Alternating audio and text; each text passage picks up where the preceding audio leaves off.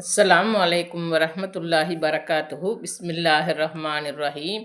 அன்பான சகோதர சகோதரிகளே, எல்லாம் வல்ல அல்லாஹ்வின் நல்லடியார்களே, இன்று நாம் காண இருக்கும் தலைப்பு பிரார்த்தனை செய்வோம்.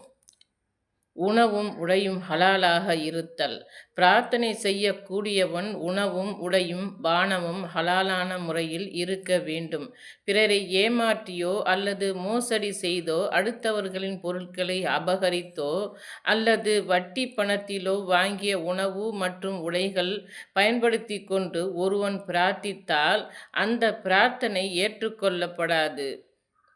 அல்லாஹ்வின் தூதர் ஸல்லல்லாஹு அலைஹி வஸல்லம் அவர்கள் கூறினார்கள், அல்லாஹ் தூய்மையானவன், தூய்மையானதைத் தவிர வேறு எதையும் அவன் ஏற்றுக்கொள்ள மாட்டான்.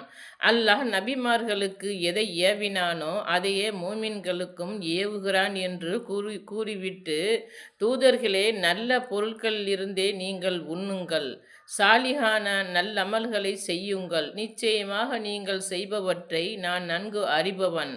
அல் குர்ஆன் அத்தியாயம் 23 வசனம் 51. நம்பிக்கை கொண்டவர்களே, நாம் உங்களுக்கு அளித்துள்ளவற்றிலிருந்து தூய்மையானவற்றையே உண்ணுங்கள்.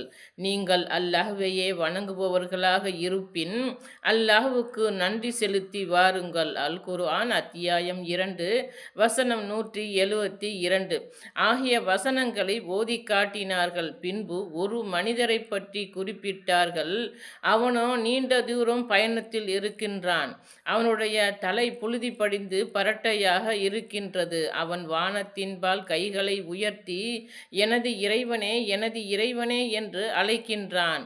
அவனது ஆடை, அவனது உணவு, அவனது குடிப்பு ஆகிய அனைத்தும் ஹராமாக இருக்கின்றது.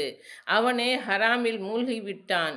இந்த நிலையில் அவனது துஆ எவ்வாறு ஏற்றுக்கொள்ளப்படும் என்று நபி ஸல்லல்லாஹு அலைஹி வஸல்லம் அவர்கள் கூறினார்கள். அறிவிப்பவர் அபூ ஹுரைரா ரலியல்லாஹு அன்ஹு. நூல் முஸ்லிம் 1844. இந்த ஒழுங்குமுறைகளை அனைத்தையும் ஒருவர் கடைபிடித்து பிரார்த்தனை செய்கிறார், இருந்தும் அவரது பிரார்த்தனை அங்கீகரிக்கப்படவில்லை என்றால் அதனால் அவர் நம்பிக்கை இழந்துவிடக் கூடாது. தமது பிரார்த்தனையை இறைவன் ஏற்றுக்கொள்ளவில்லை என்று எண்ணிவிடக் கூடாது. இறைவன் தன் அடியார்கள் மீது மிகவும் கருணையுள்ளவன். அந்த அடியான் வெளி தோற்றத்தை அவனுடைய அறியாமையினால் தனக்கு தீங்கு தரக்கூடியதை கேட்பான். உதாரணமாக, தனக்கு நிறைய செல்வம் வேண்டும் என்று பிரார்த்தனை செய்வான். ஆனால் அந்த செல்வம் அவனை இறை நிராகரிப்புக்கு இழுத்துச் செல்லும் என்றிருந்தால் அதை கொடுக்காமல் அதைவிட சிறந்ததை இறைவன்